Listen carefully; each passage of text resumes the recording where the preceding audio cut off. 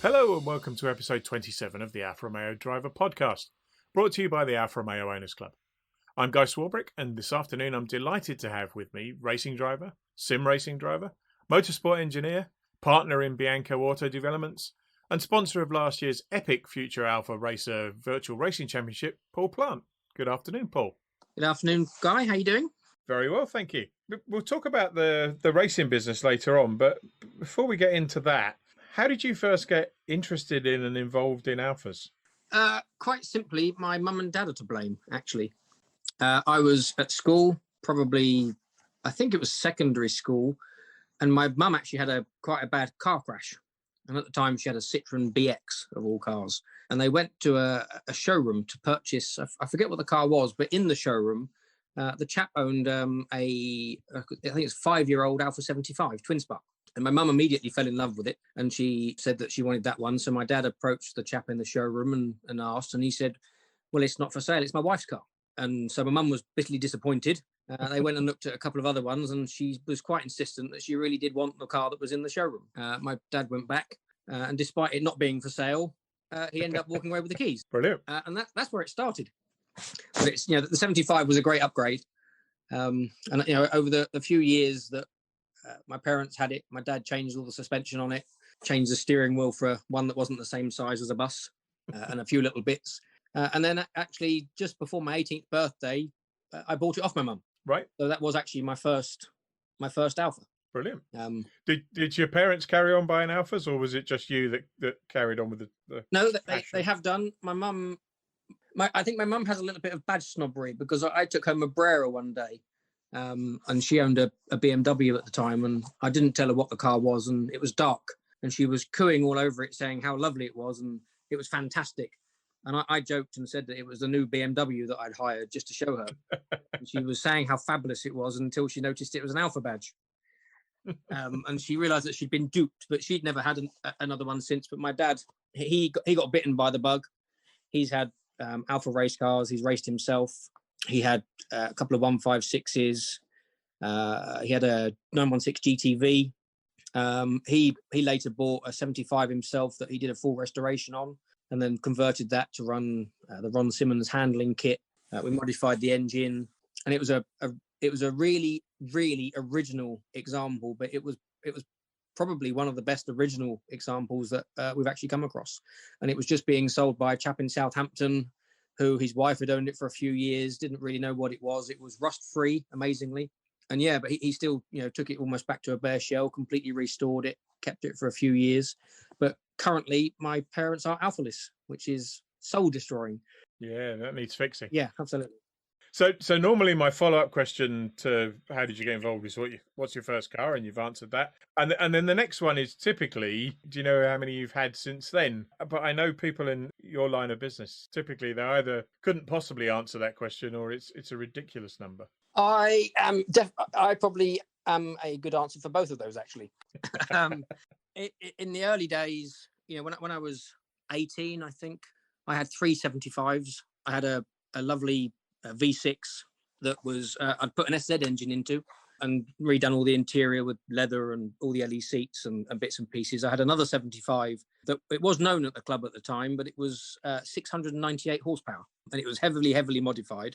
And that ironically was the start of, I think, just collecting Alphas. So much so that, last year we did a kind of count up just as to how many I had in all the places. And when it got to 60, as in currently owned, we decided to stop counting, because it was highlighted how utterly ridiculous it was. The 698 horsepower one, I think I saw you say on Facebook the other day that might have been slightly too much. Yes, it was a very exciting car. It was just a bit insane. It started off as just a bit of a sort of track toy that I wanted to do, but I became obsessed. And a little while before, there was one of the twin turbo Dowie GTVs that was around that was approximately 500 horsepower. And I'd sort of decided, well, that's what I'm going to go after. And it got to the point where I had a different gearbox casing made on the car. To actually get the power from the engine to the gearbox, I'd taken a prop shaft off of a 1,000 horsepower truck and had it adapted to go in the car. It was just mad. I entered it at an event at Elvington Aerodrome, or airfield, I think it's called. And I was recorded doing 186 miles an hour at the end of the straight, and that was with a misfire. So it had the potential that I think it could have broken 200 miles an hour. Certainly the gearing, Colotti in Italy made me a special gearbox for it. And it had the gearing, and on the dyno, it read, I forget now, it's many years ago, but I think the limiter in fifth gear on the dyno was 219 miles an hour. But I'd never actually got it up that kind of speed. And you're talking about it in the past tense. Is that because it's no longer yours, or because it's no longer? No, I sold it actually to go motor racing, and it was at a time when I'd put so much money into it, I couldn't do both. So I sold it to a chap, and he took it to the Nürburgring, where it stayed for sort of 2 or 3 years, and then it just completely disappeared off the face of the earth until last year when the shell appeared on eBay. It had most of the good bits taken off of it, but it still had the carbon fiber panels on it that I'd put on. I'd converted it to a Porsche brakes on the front. They were still on it, but all the gearbox, transmission, and everything, that had all been taken, and then it disappeared again. So I assume that it's met its demise, unfortunately. So yeah, it's a shame, but it was actually quite upsetting. It was at the time when I was building the car, I'd had a motorcycle accident, and I was told I was never going to walk again. And I was in a wheelchair, and I'd been in hospital for several months.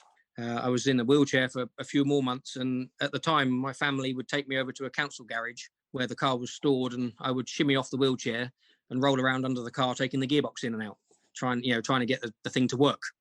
And so at the time, it was a very difficult period of my life, and it was kind of the release of the stresses of potentially what that was. So it was an emotional thing. Got very upset when I sold it, and then I got very upset when I saw it again. That's probably a bit sad, but it was an important time of my life. So it was pretty special to me, really.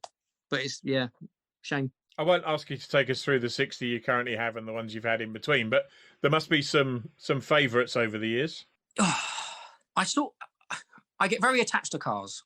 So the issue mainly I have is that I just don't sell them when I've decided that I want something new, and it gets put to the side and I use them. But typically of recent times, I'm sure you're aware, I had both the Giulia and the Stelvio N-Ring. I had the 4C as well, all at the same time.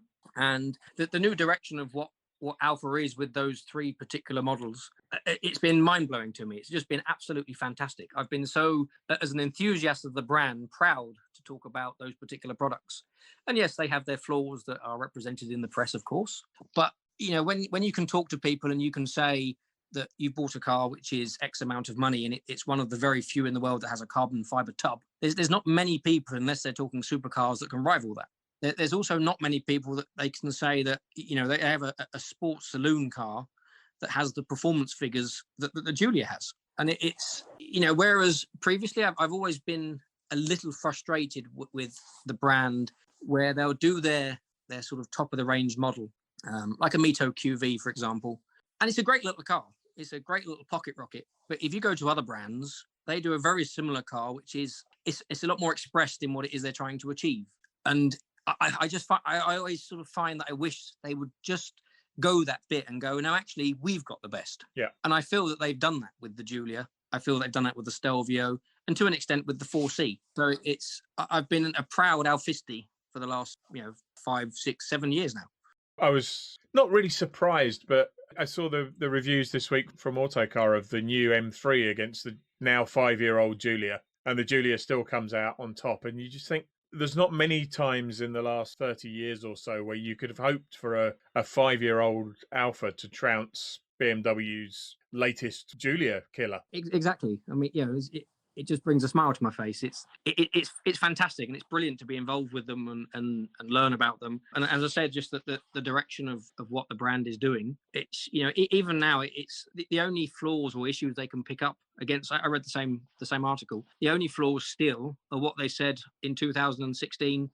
Yeah. The infotainment system isn't as quite as plush. But then, I said my mother has BMWs, and I actually get a bit frustrated with how many options there are in the dashboard, and you can get lost in it for days. I actually like the simplicity of the Alfa one. Well, you've always got the option of the twin-channel Akrapovic entertainment system at the back. Yeah, of course.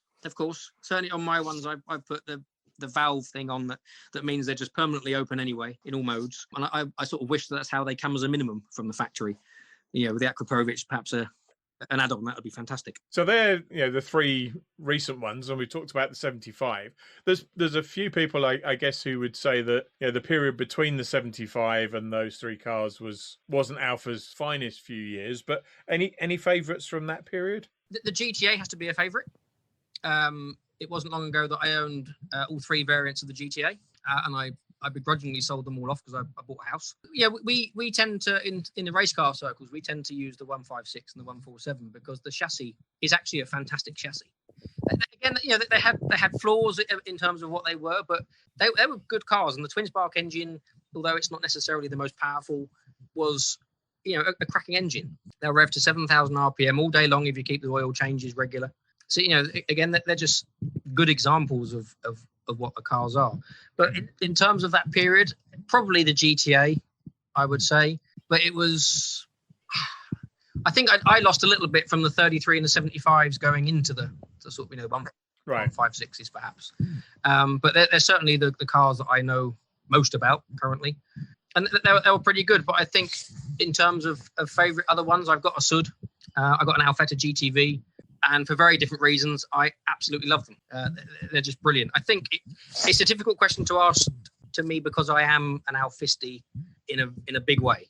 So I find it difficult to say that any particular was my favourite because at heart I love them all. We touched on when you started racing in terms of the transition from the Monster 75. What got you into racing and how did that go in the early days? It was Bianco, ironically. Because obviously my mum had the 75 and she would often pick me up from school and then we'd have to go and drop the car off at the garage for Gary and Harry to do some repair work. And a few times I would go with her and, back then they were very big in motorsport as well as the normal workshop. And they'd often have the race cars there and they'd let me sit in them and look over them. And I always remember sitting there. I think I was with my father at the time and we was all having a cup of tea and I must have been 14 or 15 perhaps, and I said there and then that one day I'm going to come motor racing with you. I'm going to get a racing car and I'm going to do it too because my father raced when I was very young. I remember going to watch him. My grandfather rallied, so it's sort of always in the family, and it was in a car that I was getting an affiliation for, the brand. And then I think the first race car I bought I was 22, which was a 33. It's a 16 valve 33, and that's kind of where it started. And then I ended up with all sorts of race cars. And it's another thing that's got completely out of control. And what would you say were the highlights of the racing career? One of the highlights I had was in 2013, I went to the Nürburgring to race in the European Championship. And I'd bought a 147 GTA Cup car that used to support the World Touring Car Series. And when I bought it, I bare shelled the car, started again from scratch, made the engine more powerful, replaced loads of the panels with carbon fiber and Kevlar. So I finished with a car that was, is a 147 GTA that weighed 913 kilos, but had 250 horsepower. And it was a twin spark engine. I didn't even test the car. We just, a group of us jumped in the motorhome, went over, just thought for a weekend of, a bit of a jolly. And the weather was horrendous. It was so wet. And there was a chap over there called Ron Sannon, who had a 156 that had quite a powerful V6 engine. And he'd won nearly every single race for about 5 years. And at the end of the race, we actually beat him by half a minute. He refused to take his crash helmet off to go onto the podium because he was so agitated by it. And it was fantastic. That was a really great event. I won the championship in 2009, which again was, it was brilliant. I raced 3 different cars that year due to, incidents and engine failures and other bits and pieces. But it was it's a tough year. There was tough competition. And I suppose those 2 events, or those 2 things, are probably the highlights, really. How did you get from visiting Bianco and sitting in the race car to where you are now? It kind of was almost a natural progression. Because I had a few Alfas, and Gary and Harry, who, at the time were running Bianco, they used to help me. And they weren't like other garages. At the time I was, a young man trying to fund these cars that were really beyond the limit of what, I could afford at the time. And they sort of took me under their wing, and they'd let me do some work in the workshop. They would teach me to do stuff. The first full engine build that I did was I did with Harry in the evenings. Gary was involved. And it sort of got to the point where I was working as a senior engineer for the London Underground, and I'd been saving money in the background. And I presented them an idea of why don't I buy into Bianco? They taught me quite a lot of stuff to do with the brands. I'd already worked for other brands. I'd worked for Citroen and I'd worked for Ford. So I had a background anyway. But I really, really enjoyed working on the Alphas, and I enjoyed working with Gary and Harry. And, sort of to my disbelief at the time, because, I think I was being more irritating than anything, so I was there nearly every day. I become part of the furniture. When I proposed an idea, they said yes. And, they thought it would be a good idea because it gives them an extra pair of hands, which they desperately needed anyway. It was an investment into the business, which, now from where we were then to where we are now has helped the business massively. And I think more importantly, we all actually got on really, really well. And that was 2 years after I started racing. So that was about 2010. Right. So I bought in, I became a partner of the business. And then, it grew. We moved a couple of times until we get to where we wanted to get to. In the end, where we are now, we actually built the premises because in the area of the country we are, premises is so valuable that it's very difficult to get somewhere that means you're capable actually to grow your business without having very serious investment in the first place. So we built the premises that we're in. That took a couple of years, and we moved in. We started 2017, moved in the end of beginning of 2019, and that's where we've been since. So it's been quite a transformation. The people that remember Bianco back in the sort of the early 2000s or mid 2000s, they were in basically a little shed behind somebody's house. And where we are currently, we've got just over 17,000 square feet of space.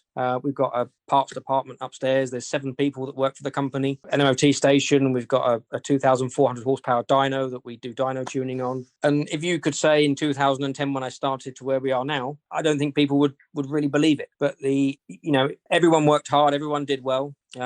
Harry and Gary were brilliant because they had this young guy with all these brilliant ideas, which of course they were brilliant, trying to push a lot of change through, and I think it was difficult, but they were brilliant in supporting the direction and the idea. Unfortunately, Gary's now retired, which was a big loss to the business. Yep. Gary and Harry grew it from working in dealerships and doing private jobs after work into their own business, in the mid-90s, to now, as far as I can tell, I think one of the biggest Alfa specialists in the country, in terms of size. So that the difference, it was huge. And I think that Gary decided that, if he didn't stop, he would actually be doing it, until the day he passed on, I think. So yeah. He decided that, the business was in a good place. He'd overseen all the change and growing from where they were to what they are now. And he decided that if he was ever going to get out, it was a good a time as any. So Gary retired. Harry stayed on. Harry's still, there running the business. Some of the biggest changes were getting staff who were good, passionate about the brand. And we're lucky enough that a couple of the guys we've taken on from 14 years old, actually, at school, and, got them through the apprenticeship scheme. They've never worked on anything else, so they know the brand fantastically.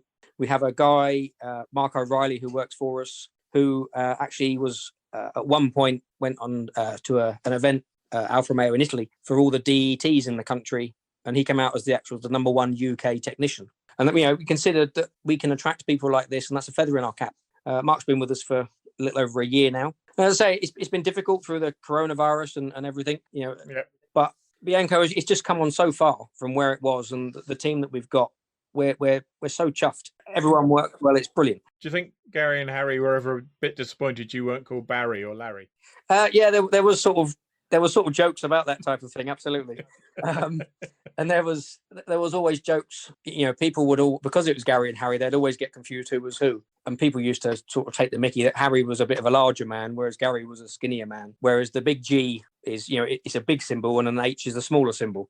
And it used to confuse people completely. But yeah, it's just a shame I ruined it by being called Paul. How big is the race car rental side of the business now? How many cars are you looking after? Well, in terms of actual race cars across the board, it's 24, I think, we currently look after. They're not all just Alfas. There is a few that we use for other events where there isn't anything suitable in an Alfa, or it needs to be a brand specific. But we, at the beginning, or in lockdown, we sold most of our fleet, actually, simply because it transpired a couple of events that we actually had more cars sitting in the workshop not being driven than cars that were actually on the track being driven. And again, it was just like the road cars. It was becoming a collection. So we put them, or most of them, up for sale, and I think we sold 7 in total, who have all gone to other people. But we didn't rest on our laurels. We've got another 2 that are nearly finished now. One that hopefully, which we'll get onto shortly, Colin will be racing. And then we're just in the process of building 2 Giuliettas as well, which will be a new class going forwards to support the Mito that David Faithfull's been using, built in the same ethos as that car. So they will compete with it in their own sort of multi-air class. So is it the expectation that one or both of the Giuliettas will be out this season, or yes, is that going to be a bit tight? No, they should be. The roll cages, they're all done. They've been made by Dave Peddy up at DPMD, who did the Mito cage. Yep. He's the nominated supplier. He's done us 2 for the 2 shells that we've got. We've got most of the bits now arrived actually to build the cars. But the ethos behind building the car is that they should be simple enough that if somebody wants to just buy a kit, they could actually do it in their garage at home and prepare it and be competitive on the grid. Where the Twin Spark Cup started off like that, but over the years it's evolved, and it means the cars need to be built in a certain way. If you don't have the experience, it's quite a chunk of knowledge to get from just a road car that's turned into a race car to actually where they are now. And that I think the lap times prove that. Even now, we're 14 years from when the class started, we're still setting new lap records where the cars are. They're not being developed as such, but they are being improved. Whereas the idea with the Giulietta sort of Mito multi-air direction is that there's not going to be the flexibility or the room to do that. You will be able to, you could buy the kit, build it in your garage, turn up, and you've got the same machine that Bianco have got sitting under their awning next door to you. And if you're a better driver, you stand every chance of winning. So I think that's a really positive step. But I'm hoping that all 4 of those cars will be out soon. Brilliant. That's the plan. Moving away from the real racing a little bit, you were one of the first Alfa Championship drivers to sign up for our virtual series. Have you found it so far? I really enjoy it. I hadn't done a huge amount of sim racing when we started. I know a few of the other guys who have been in and out of the championship did quite a lot, and it sort of started with lockdown. Obviously, it was a bit of fun, something to do for an evening. But I enjoy it. It's infuriating at times, as I'm sure we all find it that way. And I know that I've certainly been involved in my fair share of causing it to be infuriating. There's no hiding behind that at all. But it's for something that is started off as a bit of fun. There's now the live commentary, which is brilliant. You can watch it back afterwards on YouTube. You've now got Reeve, who's joined it as well. So there's 2 guys. It's really good. It's great to be part of. It's something that the club should be really proud of. And I think McRae and Reeve have added a lot to that. So for people who haven't taken part and have just watched the coverage, how different is it from driving a real car on those circuits? It's something that people may not have noticed as such, but from where I was when we first started to where I am now, I think it shows actually that there is quite a strong difference. With the virtual stuff, I find myself more having to game the game, if that makes sense. Whereas, in the race car or any of the race cars, once you get used to the dynamics of the car and how the tyres work, the feeling of what the car does through your bum naturally, it's something that is, you can really play with and use. But I find that the virtual racing, I'm a lot more comfortable with it now than I was. The move from looking at screens to VR was a massive step in terms of the realism and then how it affected me. But once you really get into it, there is a lot of similarities, and I understand why people who are very good at sim racing often can actually cross over and be very, very quick in a car. I think it's a lot harder the other way. I found it difficult at first to get onto the pace, and now if I can keep it between the white lines, I often find myself very close to the front. But that change, I think, was difficult. But yeah, it often shows if you're a good sim driver, you can do it in the real world too. Well, I guess that makes sense, because if you've managed to do it well with all the bits of feedback missing that you'd get in a real race car, then when you get the extra feedback, that's probably a bonus. Yeah, for sure. The things that I struggled with initially was, the reaction. I was doing a lot of spinning and crashing because I wasn't reacting quick enough to what the computer was doing. But when you're in an actual car, your natural senses tell you that the car is doing something it shouldn't. So it was just something that I had to really work on, really. It's similar to a race car. If you go to a new circuit or you're in a new car, it's not very often that you'll go straight out and be quick. you need to put in the laps and the practice. And the sim is the same. And I think if people put in the effort and they learn, they can get good at it. Look at yourself from where you were to where where you are now. You still have some brilliant crashes. It's still a long way to go, but it's been improvement. Yeah, no, there has been an improvement. Yeah, and it's just brilliant fun. It is. So you mentioned Colin already. Where did the idea of putting one of our sim drivers into one of your cars come from? It sort of started more. There was things that probably led up to it. We were kind of known, or it transpired, we got a bit of a rude awakening at Bianco a few years ago, where we would meet people and they had no idea that we did road cars. They thought we were just racing cars. And we found that quite alarming because we had a good customer base. We do all the servicing, maintenance, we do restoration work, but many, many people only knew us for racing. So we made the conscious decision actually to become more involved with the Owners Club. We sponsored a couple of the events that the Owners Club have done already. We did Southern Alfa Day. We've been involved in other bits and pieces and trying to get along to section meetings and just to try and give back to the club what actually over the years the club has inadvertently given us by having the enthusiasts and the people that come to use us, whether it's a road car or a race car. And it kind of developed in the sense that we'd done something a couple of years in a row that was involved with the club, but obviously coronavirus hit and there was going to be nothing. And then obviously we got involved in the first season or the first 2 seasons of the racing, and there was prizes being awarded. So I sat down with Harry and just said, it could be another opportunity to promote ourselves within the club, promote the motorsport side of what we do within the club, because the club have been making a great effort in recent years to be involved in the racing, which has been a fantastic achievement for all involved. So we said, well, it's worked in other areas where people have won sim stuff. So why don't we try and do the same thing? So obviously I contacted you and said that, if we do a significant championship, something that's going to be tough, that people are going to have to really work hard to achieve, then we'll happily provide the prize at the end where the winner of the championship can actually get in a real race car and follow their dreams. And sometimes it didn't look as though Colin was working quite as hard as everybody else was having to, but I think he did. Even if you look now, obviously, he's one of the quick guys. He's certainly who I click onto to see what he's doing. I follow his times, as well as Matt, and certainly Ted. The last season when Ted was putting in lots of effort, there was often times when we'd message each other because we'd done an hour of testing and managed to pick one by a 10th. And when you think we had 30 rounds at 17 different circuits in 5 different cars and 750 points up for grabs, and not only did it come down to the final round, but there was only 5 points in it and less than 50 points between the top 3 with 25 points for a win. You really couldn't have asked for a closer finish. Yeah, to be honest, with how difficult I sort of found the transition to be up there more regularly than not, it just goes to show actually how brilliant they are. And it did go to the last meetings, and I unfortunately had a bit of an adverse effect on the outcome, which I don't think I could apologise anymore to Ted. It was a very unfortunate set of circumstances, but throughout the season, these things do work themselves out. You have good luck, you have bad luck. I don't think it was quite close enough that it really made a difference, but it did open the gap a little bit, didn't it? Yeah, it did. But what it certainly showed was that those 3 guys were consistently at every event at the front. They were blisteringly quick, amazingly consistent. And in such a wide range of totally different cars. I'm not sure we'll ever do a championship that ambitious again, with cars that range from a 1970 GTA M to that beast of a GT3 8C and across 17 different circuits.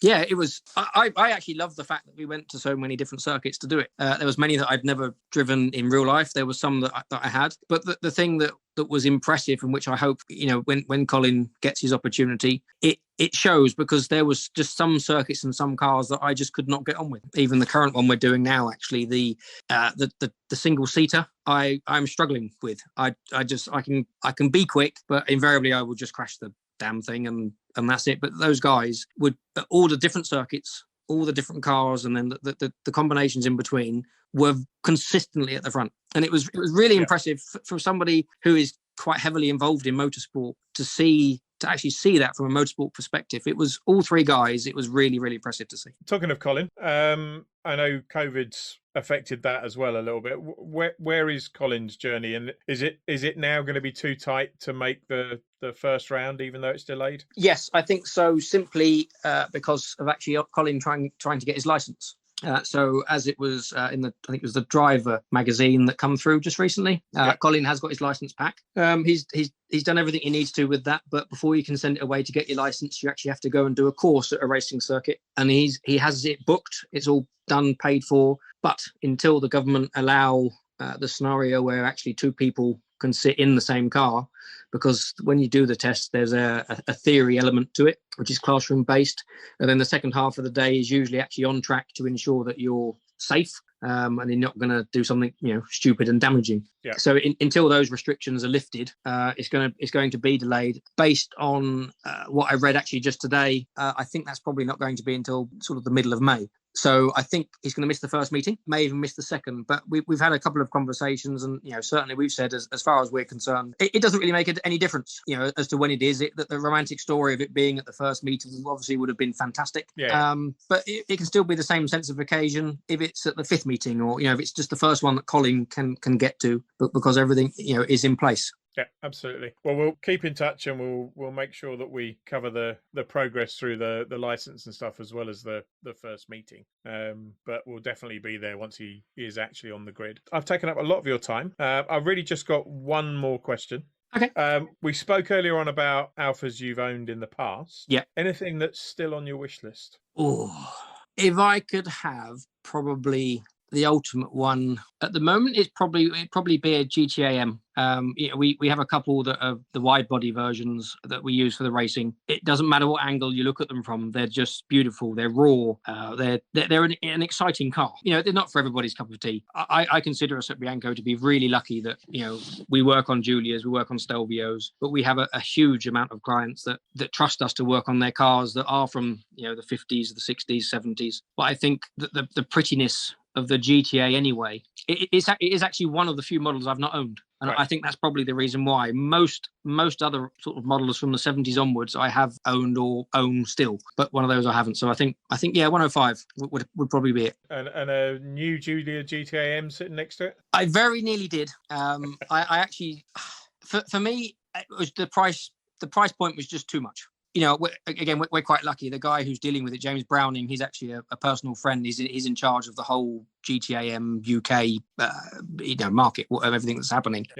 And bless him, he knows that he doesn't have to try very hard to get me in a car anyway. Hence the reason why I ended up with two end rings. As far as I know, according to Alfa Romeo, I'm the only person in the world that actually did that. And the GTAM, I was so close to saying, yes, let's do it, and I'll sell one of the other ones. But as special as the car is, for me, I would want a little bit more before spending that sort of money. And I hate saying that. It almost hurts saying it, actually. But as special as it is, I went to the launch day as you did as well, and sat in the car and everything. And it's a brilliant machine. And I think that it is probably fairly priced. Many don't. I know they don't, but I mean, it would be the ultimate combo for sure to have an original one and the latest version. That would be mega. If somebody in the world has that, I will be so green-eyed that I know I'm not sure I'd even be able to get out of bed in the morning. I still have a sneaking feeling that man might just be you. That's all we have time for this week, but thanks very much to Paul for taking the time to join us today. It's been an absolute pleasure. We'll be back in 2 weeks' time on the 28th of March at the usual time of 1:30. Available from YouTube, iTunes, Podcast Addict, and all the other places good podcasts are found. So, until then, stay safe.